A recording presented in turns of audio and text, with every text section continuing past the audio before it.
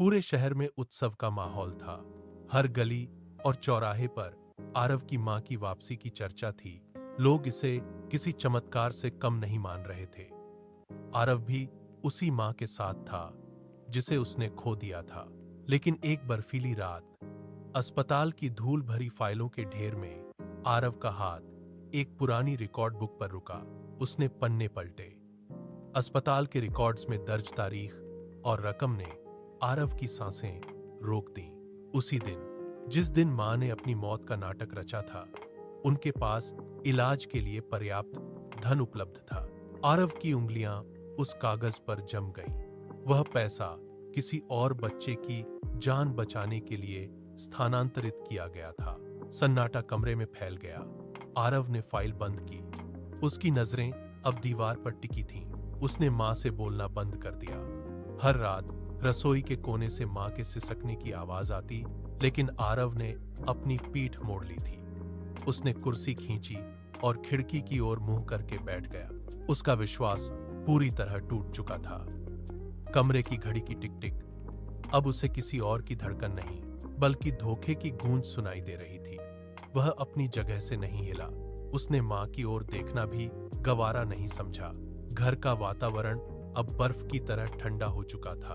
हफ्तों बीत गए, लेकिन घर में शब्दों का अकाल था। मां रसोई के कोने में बैठकर चुपचाप आंसू बहाती, उनकी हथेलियां फर्श पर रगड़ खाती। लेकिन आरव ने अपनी पीठ मोड़ ली थी। वह घंटों इकट्ठा खिड़की के बाहर देखता रहता। एक दोपहर अस्पताल की तीसरी मंजिल से एक तेज धमाका सुनाई दिया। धुआं गलियारों में सांप की तरह रेंगने लगा। आरव उस समय अस्पताल के वेटिंग एरिया में बैठा था। अचानक अलार्म बज उठा। लोग अपनी जान बचाने के लिए सीढ़ियों की तरफ दौड़ पड़े। आरव अपनी जगह से उठा। उसने देखा कि एक बूढ़ा मरीज अपनी व्हील चेयर के साथ फंस गया है। आरव ने तेजी से आगे बढ़कर व्हील चेयर का पहिया पकड़ा और उसे सुरक्षित निकास की ओर धकेला। तभी छत के तारों से चिंगारियां गिरने लगीं। लपटें तेजी से फैल रही थीं। आरव ने अपनी सांसें रोकीं और धुएं के बीच से रास्ता बनाते हुए दूसरे वार्ड की ओर भागा। उसने एक नर्स को पकड़कर पूछा कि वार्ड के लोग कहाँ हैं। अस्पताल का पूरा ढांचा अब कांपने लगा था। आरव ने एक और मरीज को अपने कंधों पर लादा और आग की लपटों से बचते हुए उसे सीढ़ियों तक पहुंचाया। वह बार बार पीछे मुड़कर देखता, यह सुनिश्चित करने के लिए कि कोई पीछे न रह जाए। अस्पताल के भीतर तपिश बढ़ रही थी, लेकिन आरव का ध्यान केवल उन लोगों पर था जो अपनी जान बचाने में असमर्थ थे। उसने अपने हाथों से जलते हुए दरवाजे को धक्का देकर खोला और अंदर फंसे लोगों को बाहर निकलने का इशारा किया। तभी एक नर्स आरव के पास दौड़ती आई। उसके चेहरे पर दहशत थी। उसने आरव की बांह पकड़ी और चिल्लाकर कहा, तुम्हारी मां, वे अभी भी तीसरी मंजिल के उस वार्ड में फंसी हैं। आरव के कदम वहीं जम गए। चारों ओर आग की लपटें दीवारों को चाट रही थीं। गलियारे में धुआं इतना घना था कि सामने का रास्ता दिखाई देना बंद हो गया था। सुरक्षा गार्डों ने आरव को रोकने के लिए हाथ फैलाए। एक गार्ड जोर से चिल्लाया, आरव, रुक जाओ, अंदर मत जाओ, छत कभी भी ढह सकती है, यह आत्महत्या है। आरव ने एक पल के लिए भी पीछे मुड़कर नहीं देखा। उसने अपने हाथ से गार्ड का हाथ झटक दिया। उसने अपनी सांस रोकी और आग की उस दीवार में छलांग लगा दी। तपिश इतनी अधिक थी कि आरव की त्वचा झुलसने लगी, लेकिन उसने अपने पैरों को आग के बीच तेजी से आगे बढ़ाया। गलियारे की छत से जलती हुई लकड़ियां और मलबा गिरने लगा। आरव ने झुककर मलबे के नीचे से रास्ता बनाया। उसके कान में केवल आग के दहकने की आवाज और अपनी धड़कनें सुनाई दे रही थीं। उसने सीढ़ियों को छोड़कर सीधे उस वार्ड की ओर दौड़ लगाई जहां धुआं सबसे ज्यादा था। आरव ने अपने हाथ से जलते हुए दरवाजे का हैंडल पकड़ा, उसे झटके से खोला और अंदर की ओर कदम बढ़ा दिए। वह जानता था कि अब पीछे लौटने का कोई रास्ता नहीं है।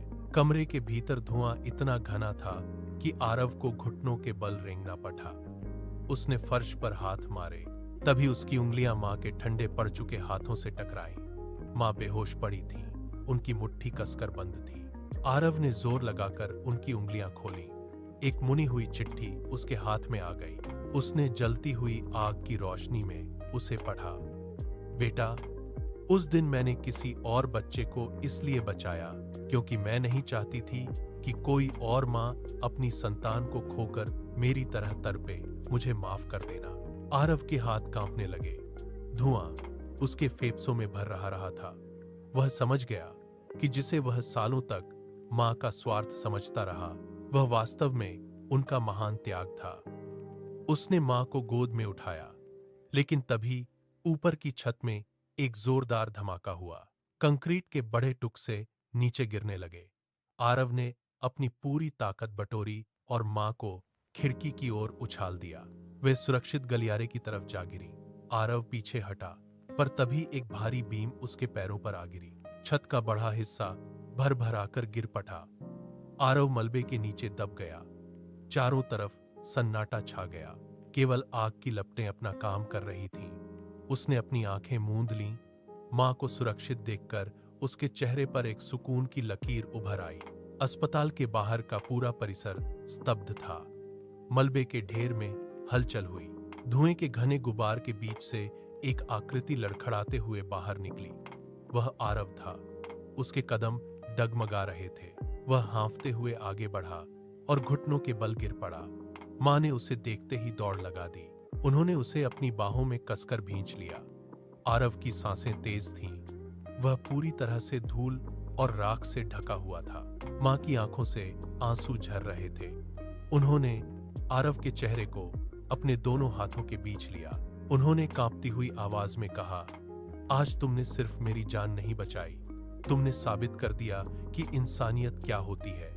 आरव ने अपना सिर मां के कंधे पर टिका दिया। अस्पताल की वह आग अब शांत हो चुकी थी। जो गलतफहमियां महीनों से एक दीवार बनकर खड़ी थीं, वे मलबे के साथ ही ढह गई थीं। आरव ने अपनी मां के गले से अपना हाथ हटाकर उन्हें और मजबूती से थामा। अब उनके बीच कोई दूरी नहीं थी। उन्होंने एक दूसरे को देखा और बिना कुछ कहे ही सब समझ लिया। बलिदान और प्रेम की उस आग ने उनके रिश्ते को एक नया आधार दे दिया था। शहर के लोग दूर से बस उस अद्भुत मिलन को देख रहे थे। आरव ने महसूस किया कि कभी कभी अपनों के कठिन फैसलों के पीछे का सच समय के साथ ही उजागर होता है। अब सब कुछ बदल चुका था, लेकिन उनका अटूट बंधन पहले से कहीं अधिक गहरा और मजबूत हो गया था।